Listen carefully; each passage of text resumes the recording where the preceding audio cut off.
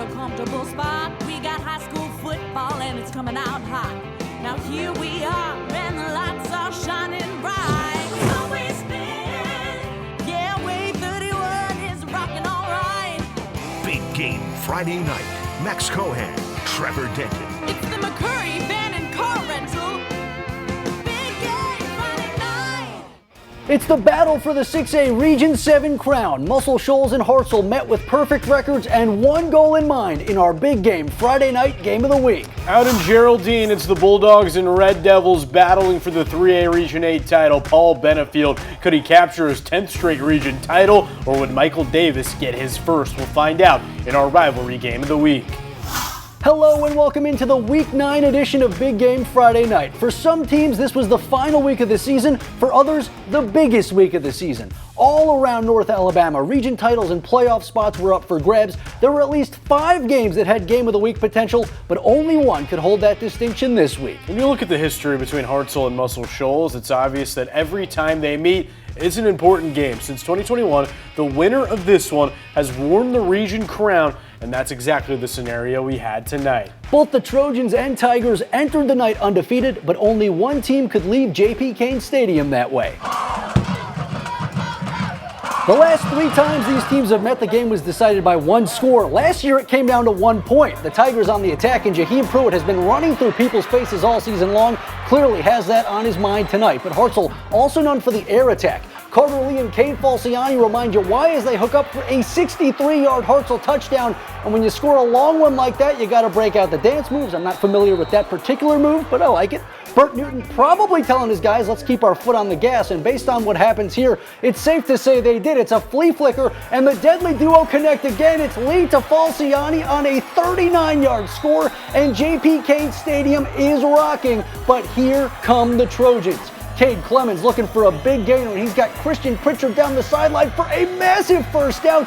What a snag! And Muscle Shoals would finally get on the scoreboard as Davian Reynolds gets lost in the shuffle and somehow comes out in the end zone. The Trojans flipped the script in the second half as they dominated 31-17 to claim the region crown for the 3rd straight season.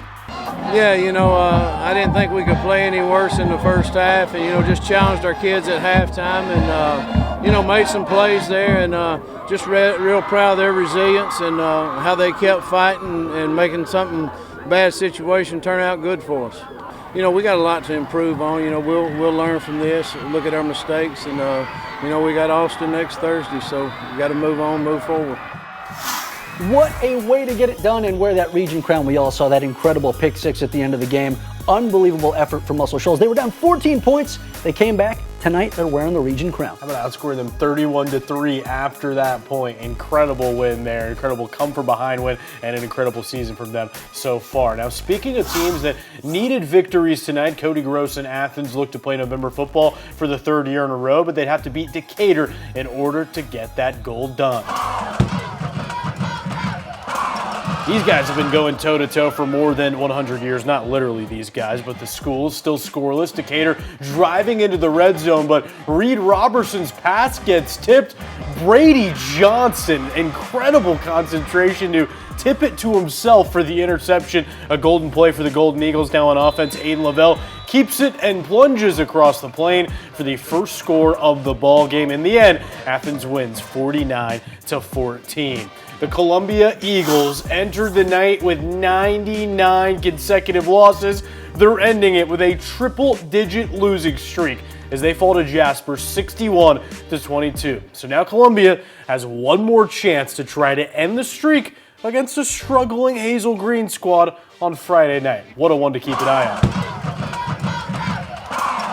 Out at Brawley Stadium, Florence looking to wear the region crown for the first time in a decade. All they had to do was beat Sparkman. Plays like this will help you get there. Anthony Seaton has trouble on the return. Ball's on the turf with Jared Copeland all over it. Florence would punch it in at Zoe Martin in that pile somewhere. 2-yard score to make it 7-0. Now normally, Senators aren't working during a government shutdown, but no one told Braylon Lawson that, and the junior just keeps rumbling and stumbling for a big gain. Then Lawson would lay down the law from a yard out as the Sens tie things up. Ronnie Watson's squad was looking to add on shortly afterwards. This time they go with the touch pass. Nate Davis turning on the burners as he zigs and zags his way through a flock of Falcons before going out around the 25. They go back to the touch pass, but just flip the play. Now Zayden Bodner gets his turn, but Bo Bursky forces the ball out. Already a lot of fumbles today. Carter Graves there to scoop it up for Florence, but the Sens would have the last laugh as they ground the Falcons 24-21.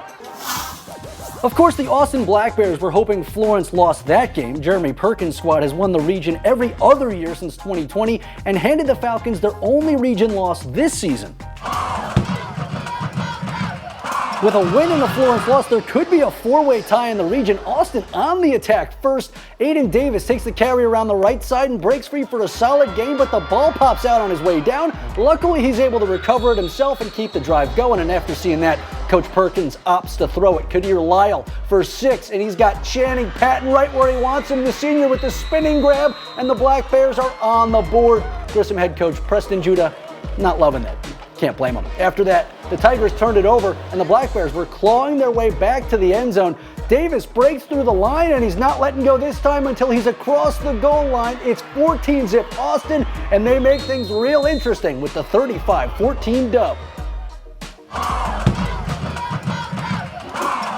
Over at Milton Frank, both Huntsville and Bob Jones enter the night still in the hunt. Scoreless in the second quarter, the Panthers hand it off to Jackson Spencer, and as soon as the senior touches the ball, everyone thinks he's a gunner. You see the hands go up. The only guy that didn't think he was going the distance was Aiden Priere, who makes a touchdown-saving tackle inside the 5. Of course, Spencer would still end up in the end zone, finishing the drive with a short strike, putting Huntsville in front 7-zip.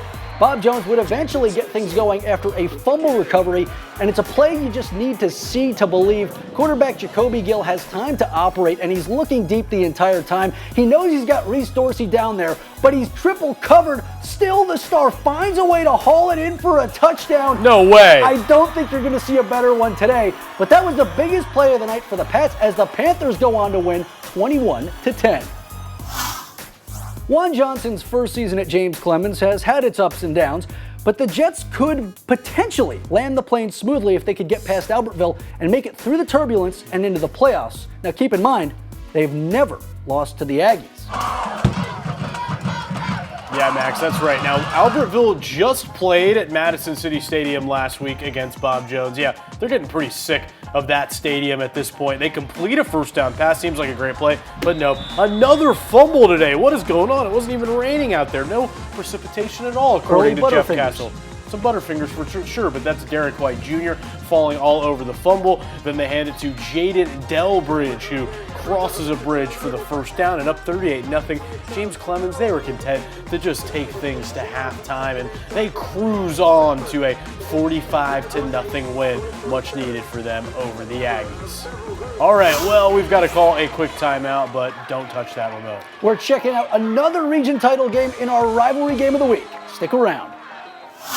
Stay tuned for more Pisgah Friday night.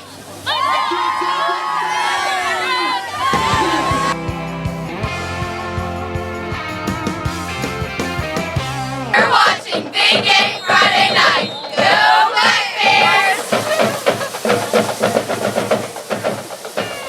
It's the McCurry Van and Car Rental Big Game Friday night.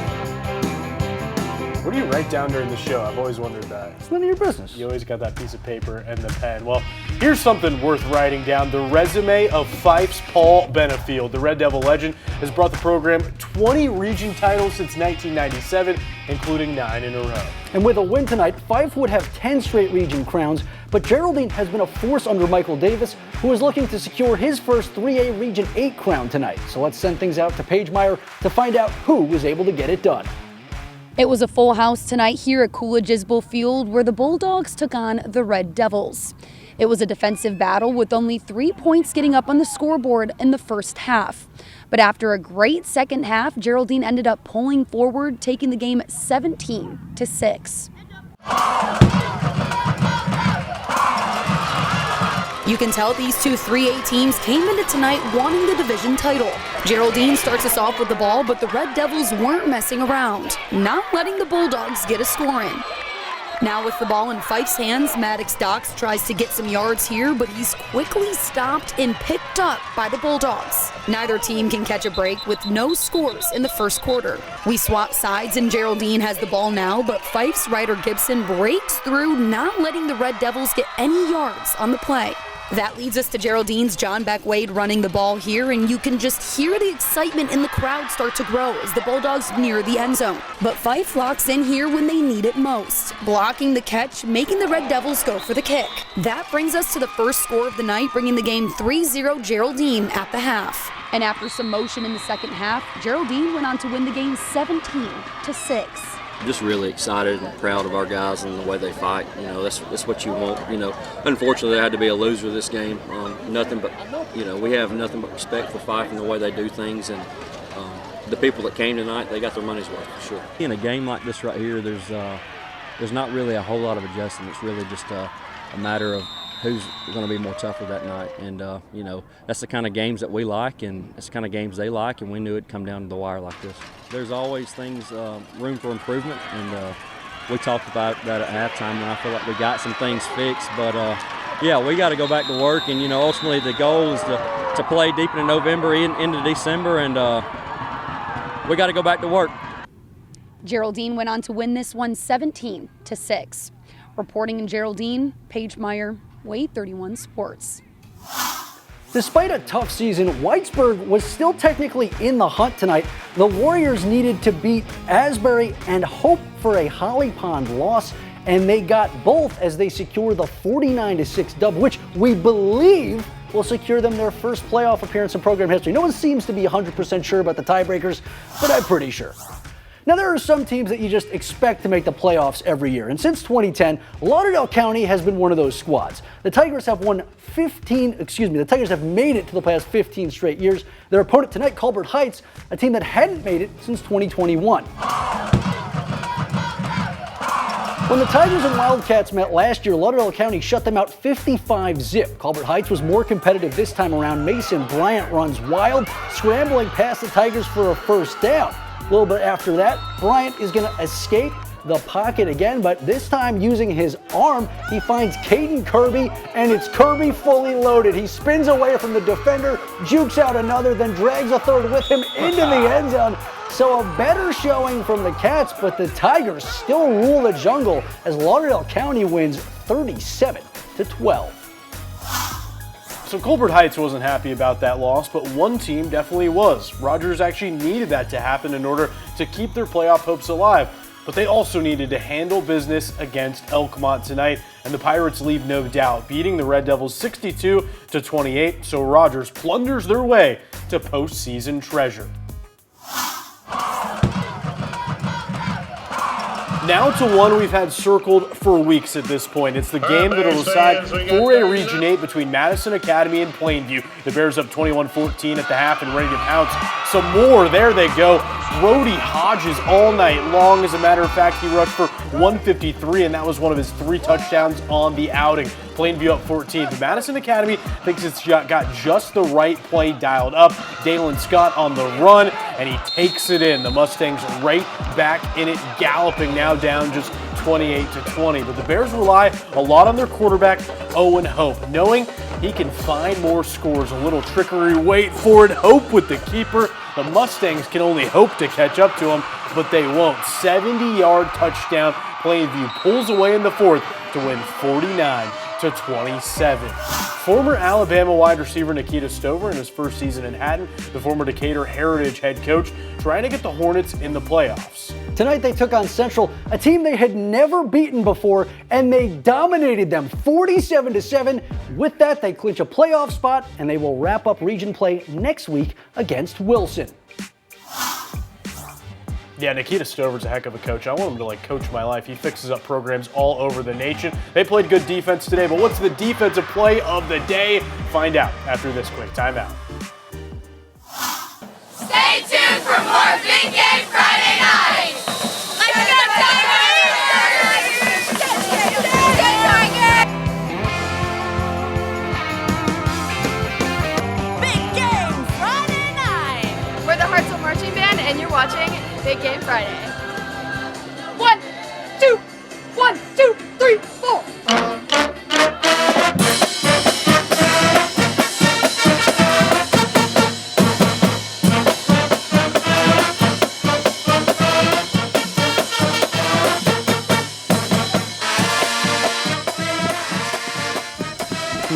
keeping the rhythm on my notepad.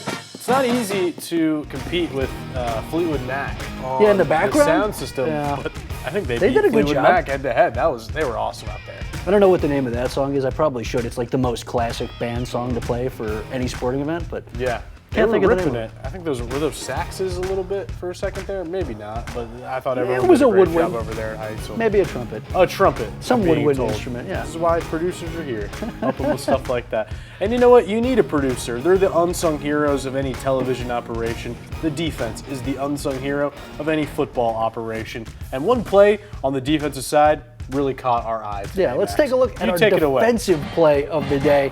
Decatur and Athens, and this ball looks like it's going the right way, and then all of a sudden, Brady Johnston comes in and says, I'll be taking that the other way. He tips it himself, catches it himself, and hauls it in himself. An unbelievable play for the Golden Eagles as they get a big dub tonight. I always love the slow motion. That one looks even better the second time around. Ardmore started 2-3, but since then they put together a nice little winning streak, beating Madison County, Lawrence County, and East Limestone. But the Tigers' winning ways come to an end tonight. West Point beating them in a tough one, 25-20, and this will likely keep Ardmore from the fourth and final playoff spot up for grabs in that region. Okay, solid bounce back for Boaz tonight. Remember, last week they lost to Guntersville, but the Pirates beat the Arab Knights tonight 37-22. That improves them to 7-2 and 4-2 in the region. Good first season for Luke Pruitt over there. It's been a wild season out in Higdon. The North Sand Mountain Bison looked unbeatable for most of the season, but then Pleasant Valley handed them their first loss of the season. That meant Pisgah had a chance to win the region in year one under Adam Gilbert with a victory tonight. The Eagles looking for their second straight region title, and they get right to work. With Cutter Mays in at quarterback, he hits Landon Watkins, and Watkins is going to turn on the burners, makes a couple of nice cuts, but no one is going to catch him. 60 yards for the score, and the Eagles strike first. It's 6-zip. But North Sand Mountain grinds it out. The Bison use up 7 minutes in the first quarter, but don't score. Then, here in the second, Christian Davis keeps it. The ball is in, but his knee is knocked down at the 1. So why not try again? This time, Davis and the ball are in. 7-6 Bison. But here comes Pisgah again. Number 22, Jet Jeffrey, and he's got enough Jets to take it up the gut and score easily as Pisgah dominates tonight, 42-20. Down in 2A Region 8, it's Red Bay and Tanner. The Tigers already have the region title. The Rattlers looking to upset them on their way to the program's first playoff appearance under Matt Smith, but Red Bay gets it done 44-21. Okay, so Woodville's been around since 2006. Over that time, they've won just a quarter of their games, but right now, the Panthers are putting together their best season in program history. Tonight, they beat Galesville 52-30, and that brings them to 7-2. Why is that significant? Well, now, that's their most wins in a season ever, and they will also get to head to the playoffs for the first time since 2020. Congrats to the Panthers. All right, well, we've also got some Thursday night action to take a look at with some playoff implications. We're heading back to Milton Frank Stadium for a look at the Mae Jemison Gadsden City game right after the break. Stay tuned for more Big Game Friday night. Go State!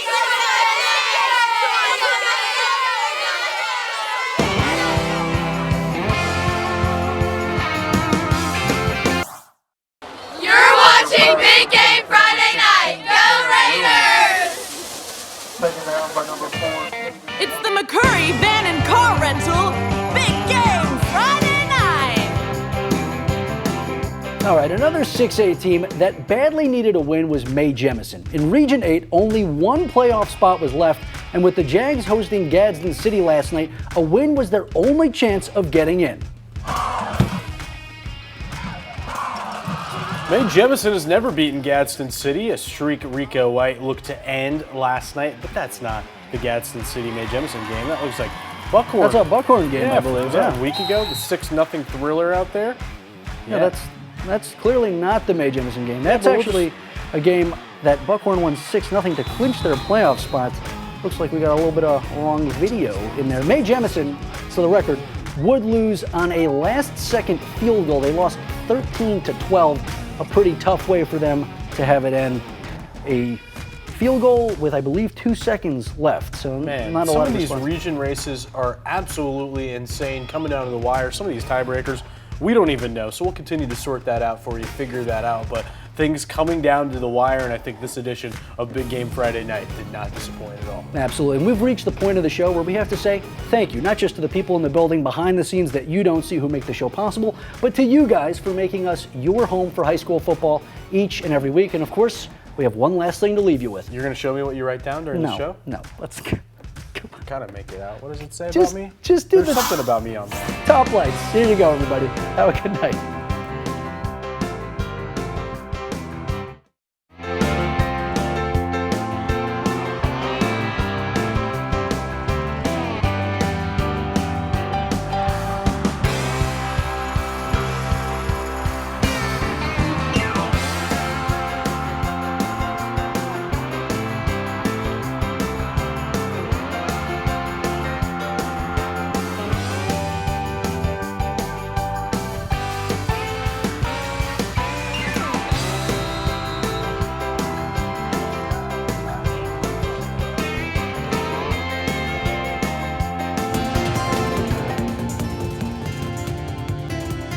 You have been watching a special presentation of WAAY 31 Sports.